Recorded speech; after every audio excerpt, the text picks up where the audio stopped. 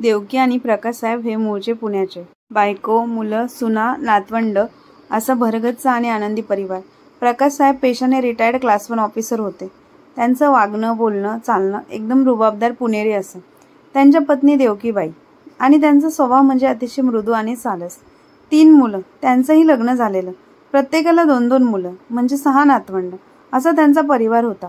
एक दिवस प्रकाशसाहेब मुंबईला जात असताना अचानक त्यांच्या कारला ॲक्सिडेंट होतो आणि त्यात ते गतप्राण होतात. हा धक्का कुटुंबियांसाठी आणि देवकीबाईंसाठी खूप मोठा असतो. आता प्रकाशसाहेब गेल्यानंतर देवकीबाई एकट्याच पडल्या होत्या. प्रकाशसाहेब रिटायर्ड ऑफिसर असल्यामुळे त्यांना पैशांची कमी नव्हती. सगळं काही भरपूर करून ठेवलं होतं मुलांसाठी. ते सगळेच आता दुःख विसरून आनंदात राहत होते. मात्र देवकीबाई एकट्या पडल्या होत्या. नेहमीची चिंता आणि त्यांचा तो एकटेपणा यामुळे त्यांची तब्येत खूप खालावत चालली होती. एक दिवस देवकीबाईंना हृदयविकाराचा झटका आला. त्यांना हॉस्पिटलमध्ये ॲडमिट करण्यात आलं होतं. त्यांच्या 3 सुना आणि 3 मुलं दवाखान्यात येतात. दवाखान्यात आल्यावर त्यांना प्रश्न पडला होता की आता आईची काळजी कोण करणार, दवाखान्याचा खर्च कोण करणार. अशा विचारात असतानाच देवकीबाईंना खूपच त्रास सुरू झाला. डॉक्टरांनी त्यांच्या मुलांना सांगितलं की आईचं हार्टचे ऑपरेशन करावे लागेल. त्यासाठी जवळजवळ 8 लाखांची गरज लागेल. 8 लाखांची गरज लागेल असं समजल्यानंतर 3 मुलांची खूप तारांबळ उडाली. कारण इतके पैसे लगेच 3 मुलांकडे नव्हतेच. त्यांना काळजी पडली की आता 8 लाख नक्की आणायचे कुठून असा विचार करत असतानाच 3 सुना आणि 3 मुलं आपापसात खूप भांडू लागले. आता पैशांची जुळवाजुळव नक्की कशी करायची, कोण किती देणार म्हणून त्यांच्यात वादावाद चालू झाली. तेवढ्या डॉक्टरांनी येऊन सांगितलं की देवकीबाईंना खूपच त्रास होत आहे. हे ऐकून मुलं शांत होतात.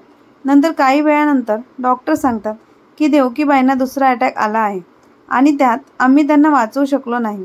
आय एम सॉरी असं म्हणून डॉक्टर तिथून निघून जातात. देवकीबाईंच्या मृत्यूनंतर सगळे विधी उरकले जातात. आलेले सगळे नातेवाईक विधी झाल्यामुळे निघून जातात. देवकीबाईंच्या सुना या क्षणांची वाट पाहत होत्या. कारण आता त्यांच्या मेलेल्या सासूच्या दागिने आणि पैशाची वाटणी होणार असते. देवकीबाईंचा सर्वात मोठा मुलगा म्हणतो, आई आमच्या घरी राहायची आणि तिच्या कपाटात आम्हाला तिचे दागिने आणि काही रोख रक्कम मिळाली आहे. आता आपण या सर्वांचे वारस आहोत, तर कोणाला काय द्यायचं याचा फैसला करू. मधला मुलगा उभा राहतो आणि म्हणतो, रोख पैसे काही जास्त नाही आहेत, तर ते दादाने त्याच्याकडे राहू दिले तरी चालतील, परंतु सोन्याच्या दागिन्यांचा निर्णय घ्यायला लागेल. सर्वात छोटा मुलगा उभा राहतो आणि तो म्हणतो, हो जवळपास 30-35 तोळे सोने तर असेल ना.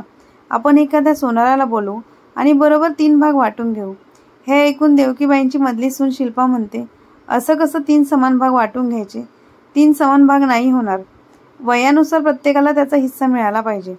देवकीबाईंची लहान सून प्रियंका म्हणते, वहिनी असं कसं, आपल्या तिघांमध्ये समान वाटे व्हायलाच पाहिजेत.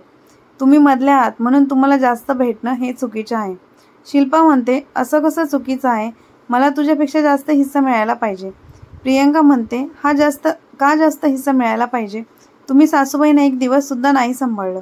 त्या म्हणायच्या मला माझ्या मधल्या मुलाकडे जायचंय, तर तुम्ही म्हणायच्या नाही येथे नको, येथे राहायला जागा नाहीये, आम्ही दोघे नोकरीला जातो, घरी कोणी राहत नाही असं म्हणून त्यांना तुम्ही तुमच्या घरी कधीच येऊन दिलं नाही.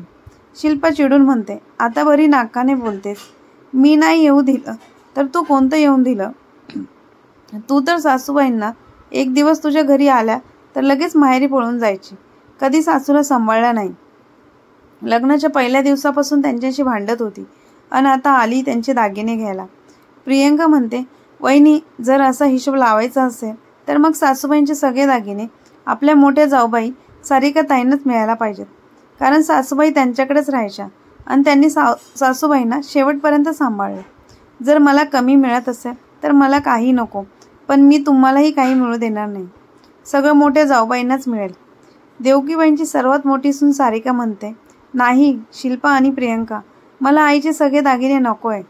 तुम्ही सगळे मिळून निर्णय घ्या आणि वाटणी करा, पण भांडू नका. जोपर्यंत आई होत्या त्या कुठे राहतील, कशा राहतील यावरून खूप वाद झाले आणि आता त्या गेल्यानंतर त्यांच्या दागिन्यांवरून वाद होतोय. हे त्यांना नाही आवडणार. त्यांचा आत्मा दुखावला जाईल. शिल्पा चिडून म्हणते, वा वहिनी वा, मला तर माहीत होतं तुम्ही या प्रियंकाची बाजू घेणार, कारण ती तुमच्या नात्यातली आहे ना. मला मान्य आहे तुम्ही सासूबाईंना शेवटपर्यंत सांभाळलं, परंतु कोणी किती सांभाळलं यावरून निर्णय नाही घेता येत. आपण तिघीही त्यांच्या सुना आहोत आणि आपल्या वयानुसार मानानुसार त्या दागिन्यांवर हक्क असायला हवा. देवकीबाईंच्या दागिन्यांवरून या तिघी सुनांमध्ये चांगलीच खडाजंगी रंगते.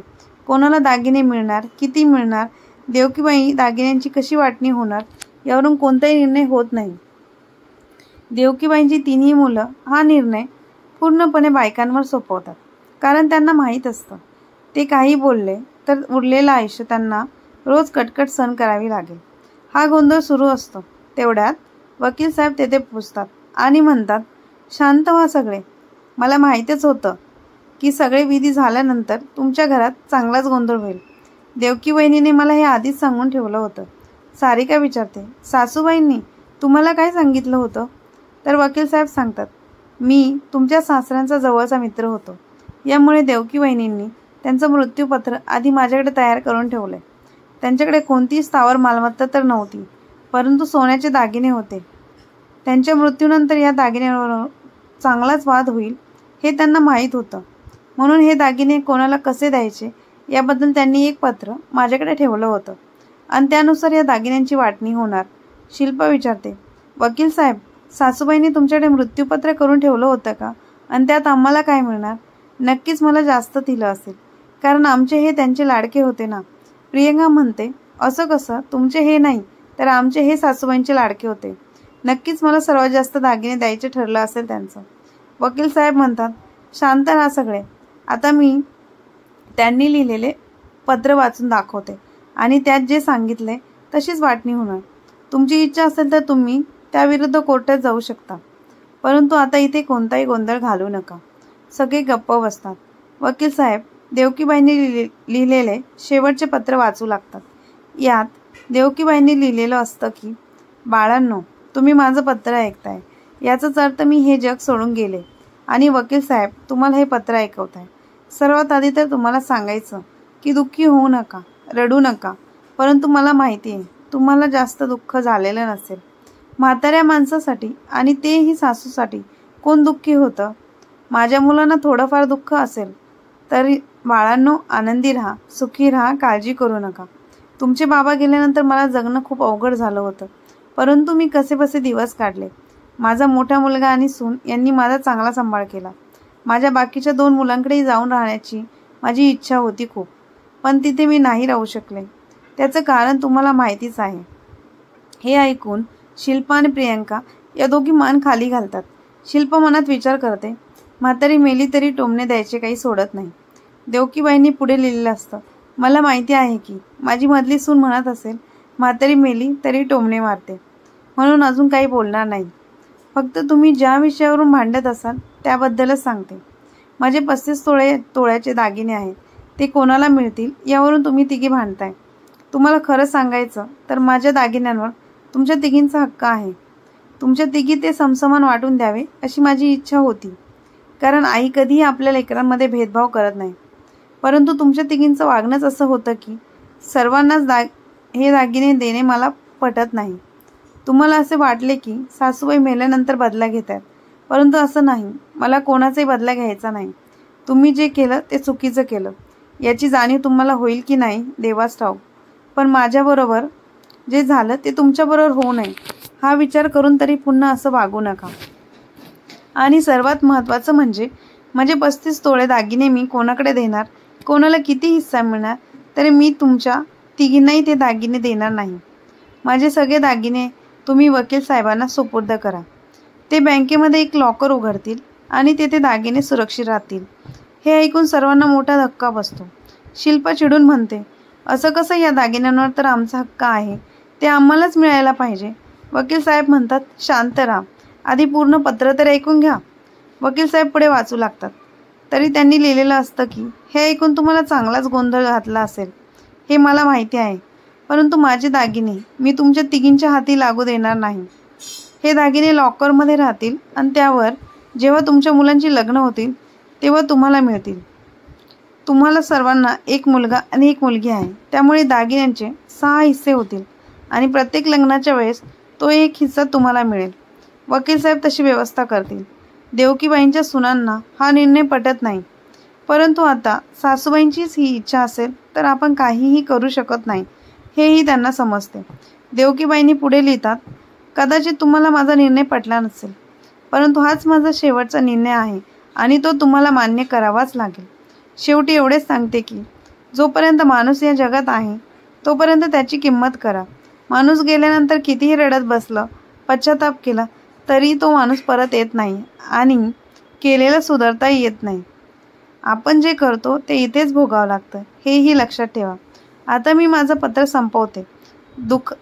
तुम्हाला दुखावलं असेल तर माफ करा आणि बाळांनो सुखी राहा. आईचं शेवटचं पत्र ऐकून तिन्ही मुलांच्या डोळ्यात पाणी आलेलं असतं. देवकीबाईंनी लोभी लालची सुनांना मृत्यूनंतरही चांगला धडा शिकवलेला असतो. तात्पर्य, आईवडिलांनी कमवलेली संपत्ती ही मुलांचीच असते, परंतु ही मुलांच्या लक्षात येतच नाही. काही लोक आपल्या आईवडिलांचा सांभाळ तर करतच नाहीत, परंतु त्यांच्या संपत्तीवर नजर मात्र ठेवून असतात. परंतु आईवडिलांचा सांभाळ करणे हे पण मुलांचे आद्य कर्तव्य असते, हे त्यांनी लक्षात घेतले पाहिजे. आजची कथा कशी वाटली कमेंट बॉक्समध्ये नक्की करा. चॅनलला लाईक, शेअर, सबस्क्राईब नक्की करा. धन्यवाद.